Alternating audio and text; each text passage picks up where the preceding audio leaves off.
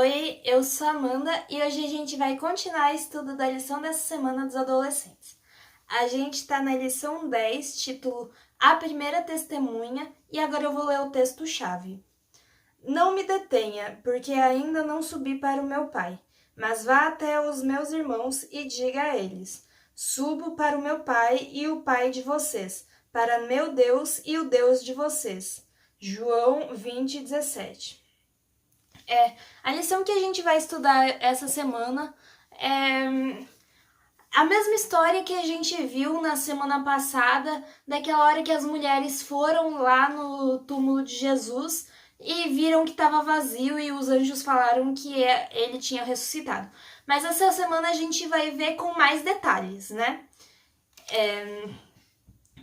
A leitura bíblica dessa semana é de João, que é João 1-18, né? João 20, 1-18, que é aquela mesma história, só que num evangelho diferente. E o texto do livro é O Libertador, capítulo 82. E aí esse é o capítulo que fala dessa história. Por isso que a gente vai ver com mais detalhes essa semana, né? No primeiro dia da semana, muito cedo, as mulheres tinham estado ao lado, as mesmas mulheres que tinham estado ao lado da cruz se dirigiram para a sepultura a fim de ungir o corpo do Senhor. Sem saber o que aconteceu naquele momento, elas se aproximaram do sepulcro, do jardim, dizendo: quem removerá para nós a pedra da entrada do sepulcro?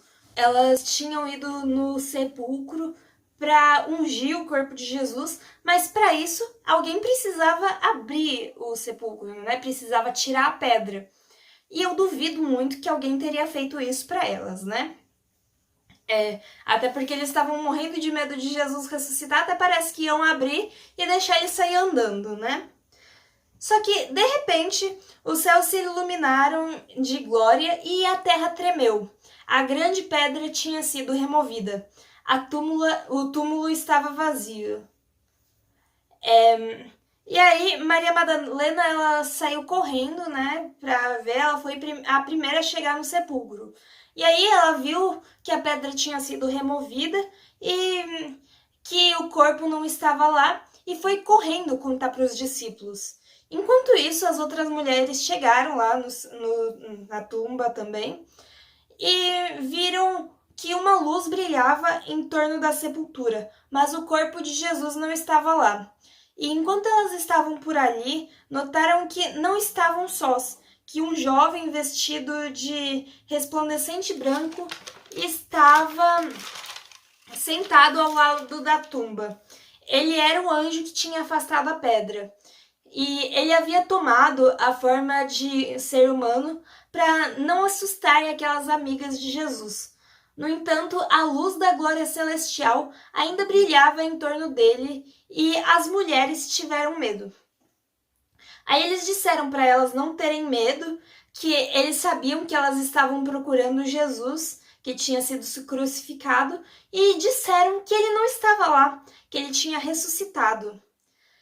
E ele tinha ressuscitado como disse que faria, né?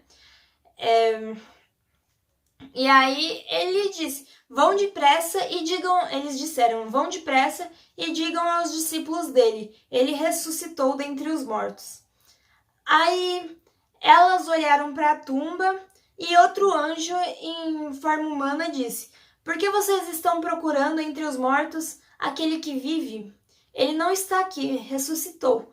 E de novo ele lembrou o que Jesus tinha dito, que era necessário que o Filho do Homem fosse entregue nas mãos de homens pecadores, fosse crucificado e ressuscitasse no terceiro dia. E aí elas lembraram do que Jesus tinha dito. Ele tinha dito que ressuscitaria. E aí, apressadamente, elas saíram dali e foram correndo contar aos discípulos. Mas Maria, que não tinha ouvido a boa notícia, foi a Pedro e João com a triste mensagem de que tinham levado embora o corpo de Jesus e que ela não sabia onde tinham colocado. Aí os discípulos saíram correndo para a sepultura e viram a mortalha e o lençol, mas não encontraram o seu Senhor. Nessa parte que eles foram correndo, fala que Pedro, no Evangelho de João, fala que Pedro e o discípulo amado de Jesus foram correndo. E que esse discípulo amado, ele passou na frente de Pedro e chegou primeiro. Esse discípulo era João. E tem até uma pergunta aqui no texto, por que ele se refere a si mesmo desse jeito? E porque parece que ele queria deixar claro que ele ultrapassou Pedro. Eu não sei qual era a intenção dele quando ele falou isso. Acho que ele queria ver, sei lá, devia estar querendo falar quão importante aquilo era para ele, não sei. Mas para mim parece que ele tá se gabando de ser o discípulo que Jesus amava e de ter passado na frente do outro. Parece muito que ele tá se gabando.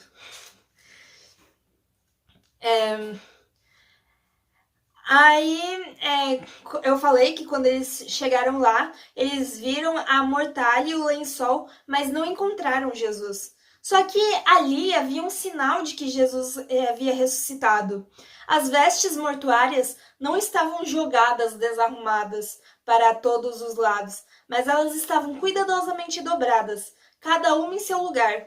O próprio Jesus tinha dobrado as vestes mortuárias com todo cuidado. João viu aquilo e creu. Ele se lembrou das palavras do Salvador predizendo a sua ressurreição. Acho que ele foi o único que lembrou sem alguém falar, né? E aí, Maria havia acompanhado João e Pedro até a tumba, e quando eles voltaram para Jerusalém, ela ficou. E a dor enchia seu coração. Ela estava olhando para a tumba vazia e viu os dois anjos. Um na cabeceira e outro aos pés de onde Jesus estivera. E aí eles perguntaram por que ela estava chorando. Aí ela disse que tinham levado embora o senhor dela e que não sabiam onde tinham colocado ele, né? Aí ela se virou tentando achar alguém que pudesse lhe dizer o que tinham feito com o corpo. E aí outra voz se dirigiu a ela: mulher, por que está chorando? E através das lágrimas, Maria viu um homem. Ela achou que ele fosse o jardineiro e disse: se o Senhor o levou embora, diga-me onde o colocou e eu o levarei. Porque se aquele sepulcro do homem rico fosse considerado demais para Jesus, pelos romanos ou pelos líderes religiosos, né? Ela mesma ia conseguir um outro lugar. Desde que ela soubesse onde estava o corpo de Jesus, que ele fosse enterrado num lugar que ele merecia, que eles tivessem acesso ao corpo para poder cuidar, né? E aí ela ouviu uma voz familiar. Jesus disse para ela: Maria. E aí ela virou e viu na sua frente Cristo vivo. E aí ela se dirigiu a ele como se fosse abraçar seus pés e disse Rabone, que significa mestre em aramaico, acho. Mas Cristo ergueu as mãos. Uma coisa aqui de quando ela foi ver Jesus e fala que ela parecia que ela ia abraçar os pés de Jesus, né? Imagino que ela devia estar muito feliz, né? Eu tenho um primo que eu gosto muito dele. E toda vez eu demorava para ver ele, né? A gente se via mais nas férias, Natal, Ano Novo e aniversário. E toda vez que eu via ele, geralmente demorava para eu ver ele. Toda vez que eu via ele, eu abraçava ele na hora que ele chegava e grudava nele por um tempão. Onde quer que ele fosse, eu ia atrás dele grudadinha. Porque eu tava feliz de ter visto ele, de estar com ele, e não queria que ele fosse embora, né? Então, imagino que fosse isso que ela tivesse sentindo, né? Tava muito feliz de ver Jesus e queria muito abraçar ele. Mas Cristo, ele ergueu as mãos, dizendo para ela não segurar ele, que é o texto-chave, né? Que ele ainda não tinha voltado para o Pai. Mas ele disse para ela ir dizer para os irmãos dele, dizer para os discípulos, né? Estou voltando para meu Pai e Pai de vocês, para meu Deus e Deus de vocês. Jesus recusou a homenagem de seu povo até ascender às cortes celestiais e ouvir do próprio Deus a garantia de que a sua expiação por os nossos pecados tinha sido ampla e que, por meio de seu sangue, todos podiam ter a vida eterna. E o Pai confirmou o pacto feito com Cristo, de que ele receberia homens e mulheres arrependidos e os amaria da mesma maneira como seu filho, como ama seu filho. Enquanto o Salvador estava na presença de Deus, recebendo dons para a sua igreja, os discípulos choravam e lamentavam. Aquele dia de júbilo para todo o céu foi um dia de confusão e perplexidade para eles. A descrença no testemunho das mulheres demonstra o quanto a fé deles havia declinado. Eles não conseguiram acreditar na notícia. Já tinham ouvido tanto sobre as chamadas teorias dos saduceus, sobre a ressurreição, que os saduceus, a gente já comentou aqui, que eles falavam que não existia ressurreição, né? E aí eles já tinham ouvido tanto isso que mal sabiam o que significava ressuscitar dos mortos. E os anjos, eles tinham dito: vão e digam aos discípulos dele e a Pedro. Eles falaram especificamente de Pedro, né? Diz para dizer: ele está indo adiante de vocês para a Galileia. Lá vocês o verão, como ele lhes disse. E isso que os anjos disseram deveria tê-los convencido da verdade sobre a ressurreição de Cristo. Aquelas palavras só poderiam ter vindo dos mensageiros do seu Senhor ressuscitado. Desde a morte de Cristo, Pedro estava amargurado pelo remorso. Sua vergonhosa negação do Senhor estava sempre em sua mente. De todos os discípulos, ele tinha sido o que tinha sofrido mais amargamente. E a mensagem dos anjos lhe deu a certeza de que seu arrependimento tinha sido aceito, pois eles o mencionaram pelo nome. E quando Maria Madalena disse aos discípulos que tinha visto o Senhor, ela repetiu o convite para encontrá-lo na Galileia. Pela terceira vez, a mensagem lhes foi enviada. Depois de ter subido ao Pai, Jesus apareceu para as outras mulheres, dizendo: vão dizer aos meus irmãos que se dirijam para a Galileia. Lá eles me verão.